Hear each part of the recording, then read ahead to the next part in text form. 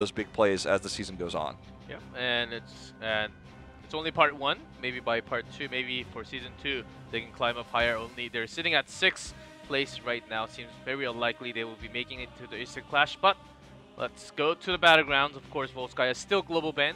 We do have Braxis ban from Ballistix and the Cursed Hollow ban from Miracle. We're going to Infernal Shrine, which I think they like a lot more now because of that Junkrat pick, having those pokes and constant damage from the side. I think they're looking for that pick. Yeah. Ballistix should know that going into game 1. Gunza's kind of odd mage picks as well. His highest win rate is the Jaina, but you know, he has pulled out the Chromie, the Li Ming, Junkrat, obviously, as you mentioned. So good maps for, or a good map for all those heroes. His hero pool is well suited to this map, and I think that's kind of the strength that Miracle is trying to cater to here as we head into this draft. Looks like it's going to be that Shimada flavor of the bans. Wolf, you have not missed too much. I know. It is still the same patch, the Blaze balance patch. Of course, the number actually went down after yesterday. Lots of Hanzo open, first picked, and even Genji was open many of the times. Yeah. See, Abathur still fits the top 3 slot at a 45.8% involvement in first ban. I think this one is very likely to be the Hanzo ban, though. I don't want to give that away to SC, who's really been one of our best Hanzo players and the only successful player to use Dragon Strike in the tournament. So I'd say, you know, that's really your best bet in terms of safety here. And other options, obviously, are to leave it open, try to go with the Uther pick, but with a Greymane, but you know, you don't know if Ballistix is going to allow that. If you leave the Hanzo open, it almost feels too predictable. They are going to ban the Greymane, though, so they can't get Greymane themselves when this Hanzo gets locked in. That means they have something else other than Greymane that's going to fit their comp. Look at this first hero pick. Basically, it was first pick Greymane all the time. Now that's banned. Of course, Hanzo's open. It can be an easy factor.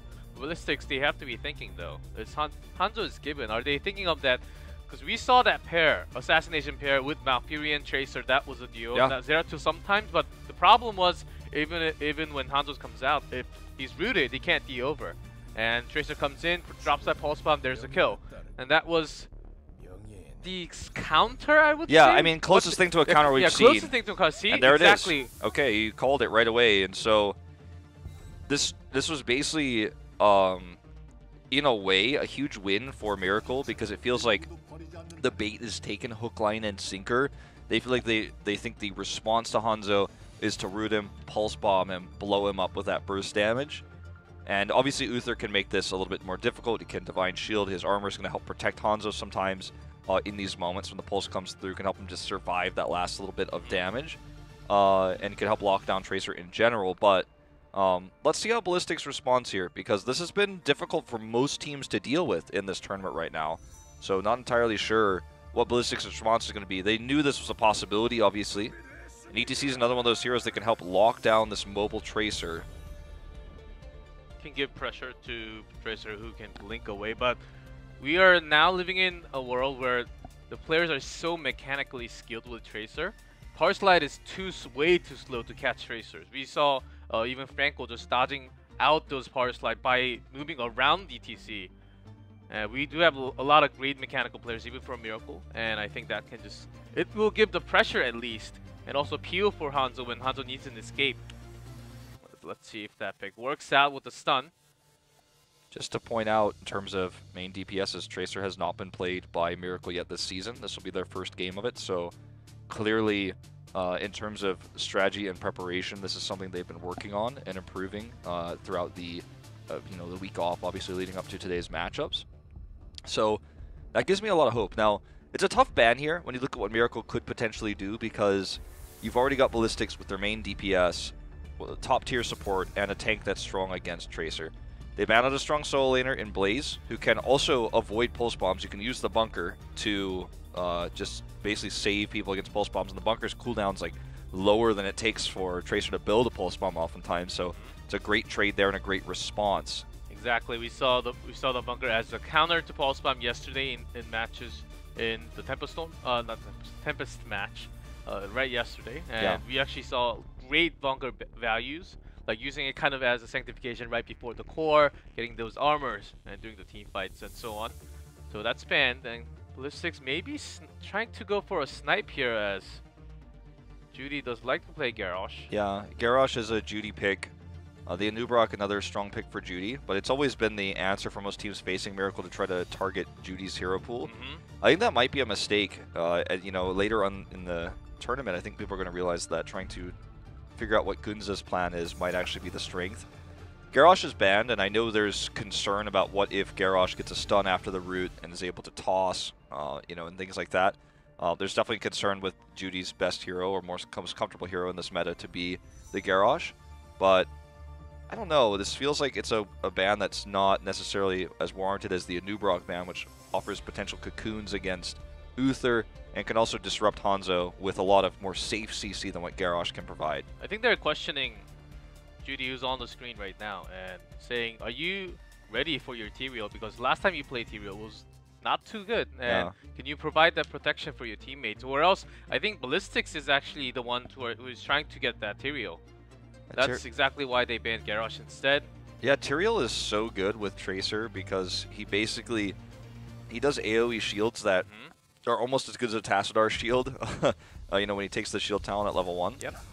It's going to be a Anub'arak though.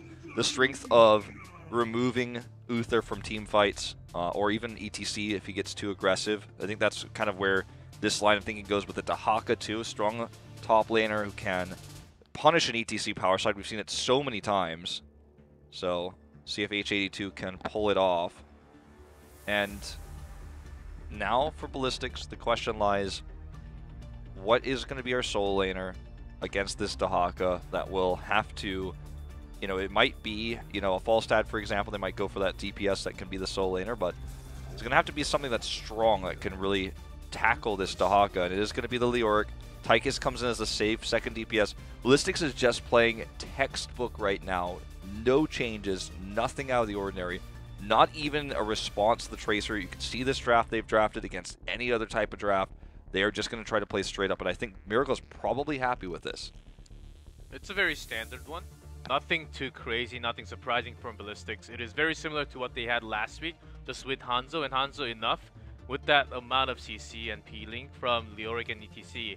I think that's just enough for SCSC to do the maximum amount of damage. Even Tracer may not be enough to kill on Hanzo, to breach into that wall with Leoric and ETC. That's going to be tough. And also Tychus does not really, you can't... I think, you know, I think this is going to be Junkrat. It is, because let's think about what other heroes are good at controlling the objective. Maybe like a Gul'dan, but with Malfurion, not a good pairing there. Very risky pick against the Hanzo that has the ability to stun. Junkrat can displace Hanzo, can help Tracer and Malfurion get these picks. There's so much CC on the side of Miracle. With the exception of Tracer, every other hero can actually displace a hero or root a hero in place to maximize damage. Junkrat is Gunza's specialist hero that he's so good at, and he could just simply take this hero and secure those defenders, secure those kills. Such a strong map for Junkrat. I like this draft a lot for Miracle. The draft of Ballistix is like perfect. It's standard. It's the most like meta draft you could ever have on this patch, but Miracle's thinking outside the box. Let's see if the execution is as good as the strategy. Yep, most of the time when we had upsets from the lower teams, the type of draft that Miracle has right now, and that's the one that made those upsets, and they were against the Hanzo even. Malfurion pair seemed really good, and they even have they don't have the shield from Tyrael anymore, of course, but providing the extra CC, most likely Uther and Hanzo will be the target, at least drawing out that Divine Shield most of the time. Yeah. Alright, here we go. This is going to be an interesting one, to say the least.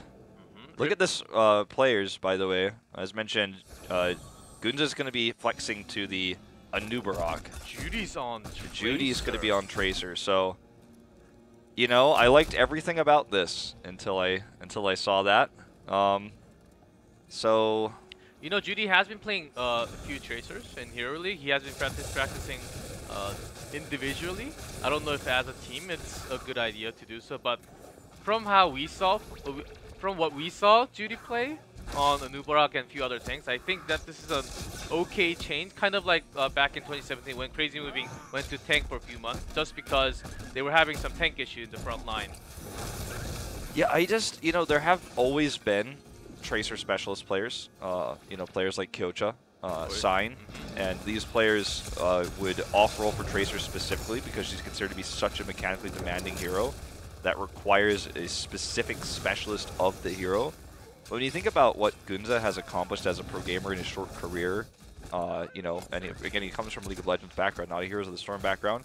When you think about what he's accomplished, I think that he's the perfect guy to just say, I need you to learn Tracer, I need to play only Tracer this whole week in Hero League and in Quick Match, whatever it takes.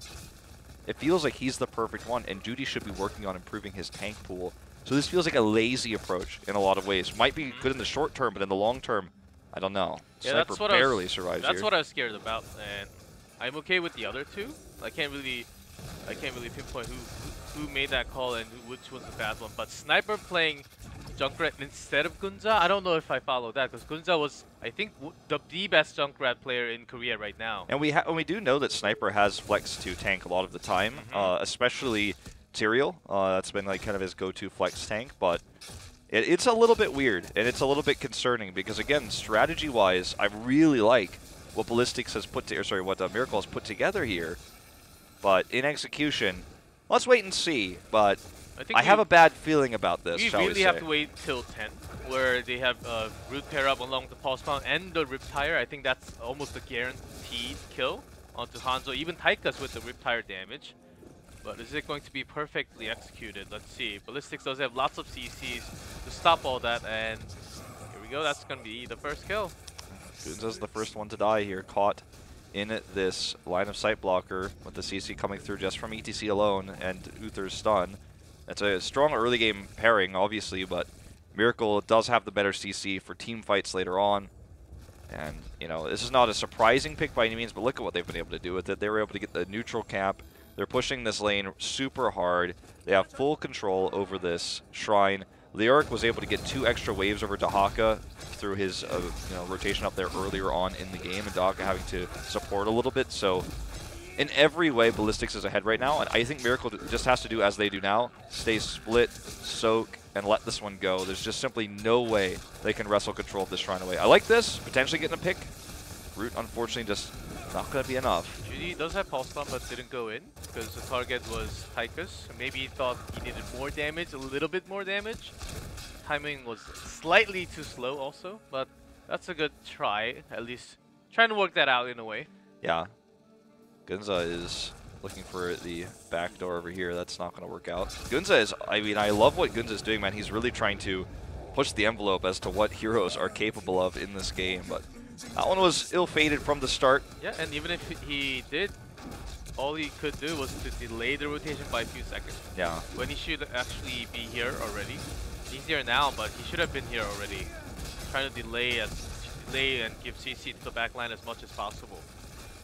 Notice he's not just spamming his beetles out, he's saving his cooldowns for potential engagement where they could try to punish. Now this Mortar Punisher comes down. Look at Hooligan's positioning, protecting SC right now. He's just going to jump over this wall. There's the power slide out. Here comes the punish play we were talking about. H82 is rotating down as well. But Ballistix is already prepared. Cleanse is perfect. Walk away casually. We all knew that was going to be the play, right? They've got Dahaka. They have this Anubarak. It was super obvious Gunza was holding all his cooldowns, not looking for any potential picks until that exact moment. But SC was protected by Hooligan. Hooligan was exactly where he needed to be. He ate the stun. SC was fine.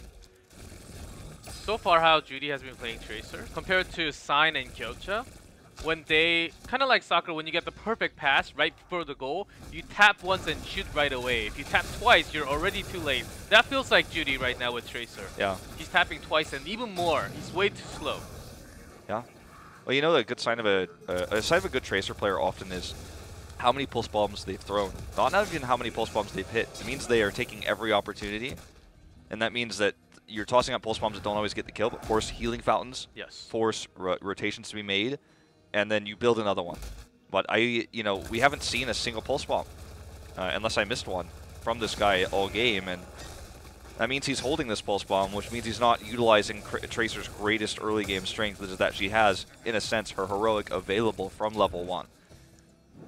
Maybe he forgot that he has one. So before that I mean, again, like, guys, maybe he could be just waiting for the perfect moment at 10, where everyone has the he Sure. needs a pair to actually get the kill. It's kind of hard to assassinate right now by himself.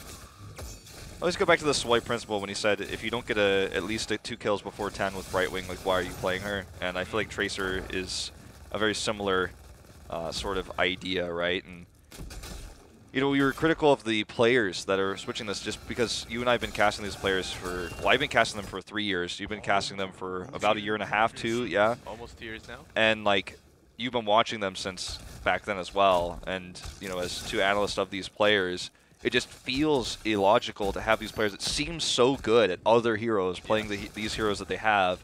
And so as a result, you know, we're very critical of the decisions they made, but we do have to point fingers at the Tracer play here because it just simply has not been up to par with other Tracer players in this league. The new Tracer meta requires a strong Tracer player. Finally, they have 10. Look at this retreat. So clean from Ballistix. So clean, nothing bad happened. They gave it away, but nobody died, nobody was hurt. Nobody had to tap the healing well. It was a really nice rotation by Miracle, but Ballistix was like, I'm not even going to challenge this. Yeah, Hooligan says no mama to H82 and just backs off. They're even having Twilight Dream. So they really want to have that wombo combo, and that's what they have been waiting for. Let's see if they can do it. Gonzalez in the perfect place. They have to get past Hooligan, though. He's the guard, man. He is always in the right spot, forcing that blink early from Judy. Okay, SDE is going to get caught here. This is what I'm talking about. The connecting shots from Sniper, just barely not enough. They're going to see the rotation then from Gunza trying to maybe get SDE, but he's already long gone. But even though this failed, the tossed Pulse Bomb, look, it's already almost up to another one, means that Miracle gains control. It's not always about getting the kill, it's about forcing Tychus to go back, use that healing vow, and he is going to Odin up now as we come through here. Gunza, again, gets a cleanse, but that's all. SC totally fine here, and Miracle's now lost control. A little slow. Pulse Bomb is built now, but they lost a lot of tools. H82. Maybe there's the Riptire. The gank onto Hanzo. Riptire just rolling through, not really finding any target. It's going to blow up, doing some damage. There's an Entomb. It doesn't really pair up with anything. He's stuck. He's stuck in there. He already used his recall, I believe. H82 is going to be the second to die. This puts Ballistix 3 kills up here. And the idea of retreating there for Miracle was Magi's, or sorry, not Magi. Who am I missing here? SDE, sorry. Used his Odin. And so they were like, okay, we should back away, you know, wait this out. But the Riptire usage was so telegraphed, it was not paired with anything, that it only hit the tanks. That's it. And this is, again, Ballistix' phenomenal positioning. Just they see everything before it's going to happen, it almost feels like. And so as a result, SC and SDE are never in harm's way. Magi got hit by it as well, but he's a tanky support in Uther, so he's not concerned, right? And Uther can die, it's okay, because that misses again. There's a stun coming out from Ballistix now. Look at that Yorick Hanzo gets damage away, reduction. but Cocoon basically wasted, and an Uberak is the first one to die. So Mosh Pit is available still. Stun. Silence is buying them time. That's the only thing that they're doing right now as a Miracle. The thing is, SC will just melt an Uberog. There's that Mosh Pit. Oh, Tracer God. cannot be... No way, the mine was already used by Sniper. This looks like an early keep. Waiting for that moment too. This looks like an early keep, G-Cliff. And they're going to walk away. Everyone's a little bit bruised here, whereas Leoric is clearing mid. He's heading top now to deal with that Dahaka push. They can even take these Impalers. But it's just the power of good positioning.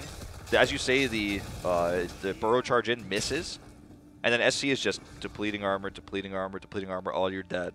And then the next move he makes is a stun to lock Tracer down, which allows the power slide to connect. Then the Mosh connects. And it's just Miracle's trying to make these plays with the Tracer, but Judy's not a Kyocha. He's not a Sign. And this is not his role. And it shows. Yeah, I think it shows big time. Game 1 should be going back to their old ones. Of course, drafting in this way basically throws that Garrosh ban away in draft. But is it really worth it after watching Game 1? It's not over, but it seems like it's going to be over. They're not really making any kills. The coordination is really off. Maybe one entire team wipe up.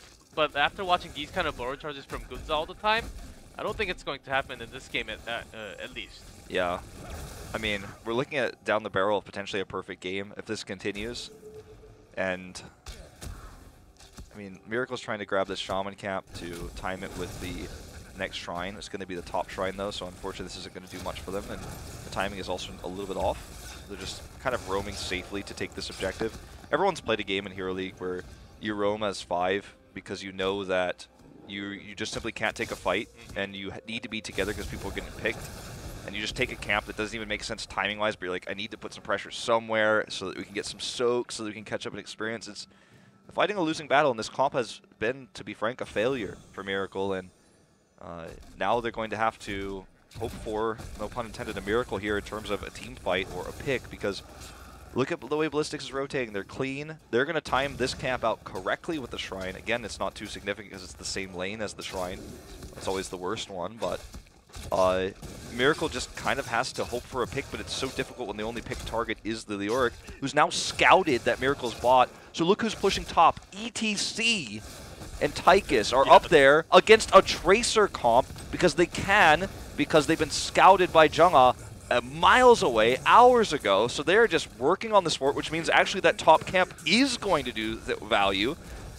And Ballistix is just on another level in this game, man. It's actually a thing of beauty what we're watching right now. And they want to make it into perfect game. They don't want to even give up a single fort against Miracle here. As we did have a solo ETC lane game last night. It was pretty fun to watch from Wiz from Blossom. That was actually a crazy game with stage dive. But here, they can't really coordinate anything. I think Gunza, with his understanding of Anubra, it is very different, and also Judy. But first of all, Gunza, he can't be seen. He can't be in the back line where he is seen from Ballistix. He has to be hidden onto the side and make that borrow charge from the side where Ballistix does not know where you are. Then they will be pressured, but nothing will happen if Judy gets poked like that. The thing is, that's my first one I've been impressed by Judy all game though, because he didn't use recall.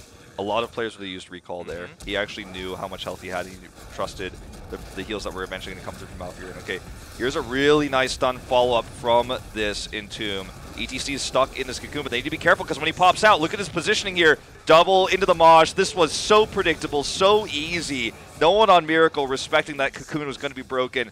That is 3 more kills for Ballistix, who will now clear the Shrine while pushing this Leo solo Shrines. And this is, Ballistix looks like an S-tier team right now, facing off against B. Moggy's going to die here because he got caught by the concussive mine. Oh my god, I thought he was going to live for a second. So it's not going to be a perfect game.